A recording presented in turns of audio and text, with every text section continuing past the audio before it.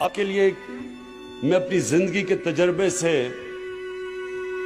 جو میں آپ کو آج پیغام دینا چاہتا ہوں، اور میں چاہتا ہوں ساری زندگی یہ باتیں یاد رکھنا. یہ میری ساری زندگی کا تجربہ ہے کہ دیکھیں انسان وہ بڑے کام کر کے جاتا ہے اور اس کا نام ہوتا ہے دنیا میں، وہ نہیں ہوتا جس میں اللہ نے عقل زیادہ دی ہو، جس میں تعلیم زیادہ ہو، جو بڑے پیسے کے گھر میں پیدا ہو. وہ انسان اوپر جاتا ہے جس کی سوچ بڑی ہوتی ہے، جس کی خواب بڑی ہوتی ہے.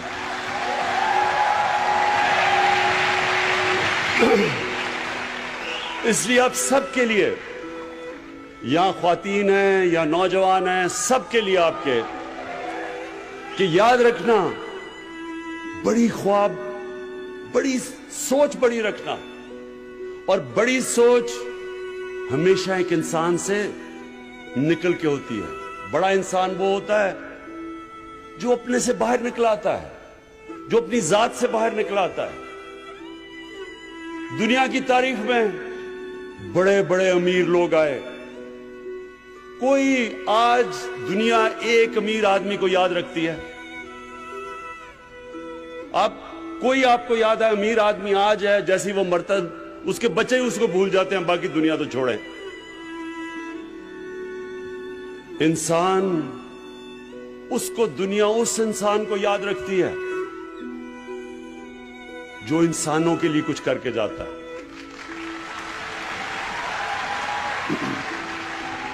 اس لیے جس کو greatest man in human history, جو ایک 100 گریٹسٹ مین کی جو ایک کتاب ہے، اس میں نمبر 1 ہمارے نبی صلی اللہ علیہ وسلم ہے.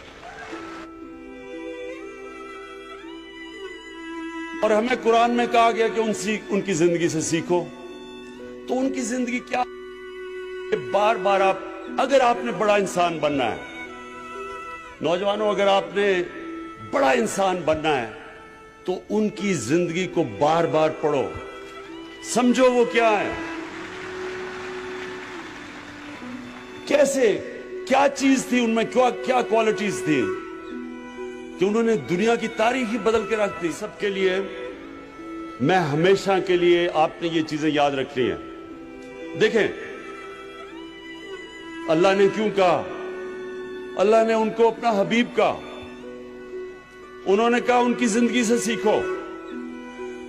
ہم جب بڑے تھے ہمارے اور رول ماڈلز تھے، میرے کرکٹ کے رول ماڈلز تھے، اور راستے میں رول ماڈلز بنتے آئے، پاپ سٹارز تھے وغیرہ وغیرہ.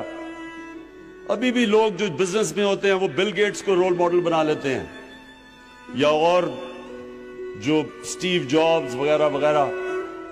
لیکن یہ یاد رکھیں کہ یہ کوئی بھی ان کے پیر کی مٹی کے بھی برابر نہیں پہنچ سکتے.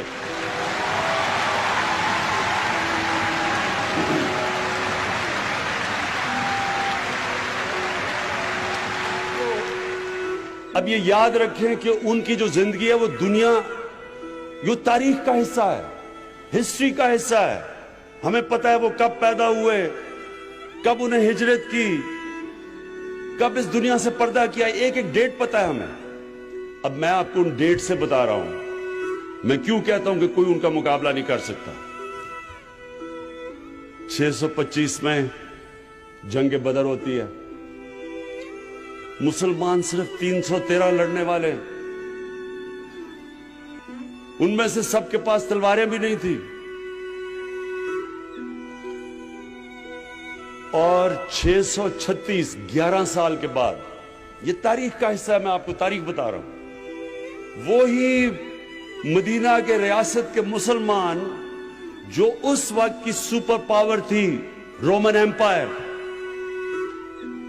صرف 11 سال کے بعد بدر کے، جدھر صرف 313 لڑنے والے تھے، رومن ایمپائر کی جو بیزنٹائن ایمپائر کی جو سدرن لیجن تھی، وہ 1,00,000 فوجی تھے اور لیٹسٹ ہتھیار تھے ان کے. تو 11 سال کے بعد یارموک کی جنگ میں وہ گھٹنے ٹیک دیتے ہیں مسلمانوں کے سامنے. ایک منٹ بھائی، سن لو.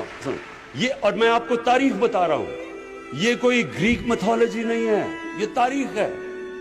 اور 638 اس کے 2 سال کے بعد جو دوسری سپر پاور تھی پرشین ایمپائر, وہ قدسیہ کی جنگ میں ان کے سامنے گھٹنے ٹیک دیتے ہیں. تو 13 سالوں میں جنگ بدر کے 13 سالوں کے بعد وہ دنیا کی سب سے عظیم قوم بن جاتی ہے. تو کیا کیا تھا؟ کبھی کوئی آپ نے کہیں ایسی چیز سنی ہے کہ کوئی ایسا انقلاب آیا ہو؟ اور پھر وہ سیویلائزیشن اگلے 700 سال تک سب سے بڑے سائنٹسٹ مسلمان تھے,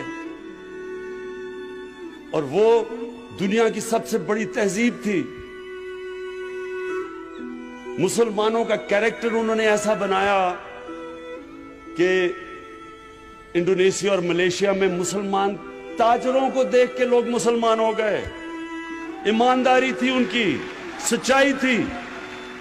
سو میں یہ جو آپ کو کہہ رہا ہوں یہ آپ نے سمجھنا ہے نوجوانوں, بیکاز فیوچر تو آپ کا ہے. تو آپ نے ایک چیز سمجھنی ہے, نمبر 1 سب سے امپورٹنٹ چیز یہ کہ ہمارے نبی صلی اللہ علیہ وسلم نے انسانوں کو بدلا.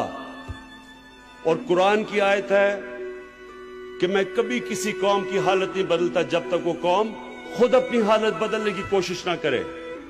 یعنی کہ اگر ہم نے نیا پاکستان بنانا ہے تو حکومت ایک طرف کوشش کرے گی اور قوم دوسری طرف کوشش کرے گی.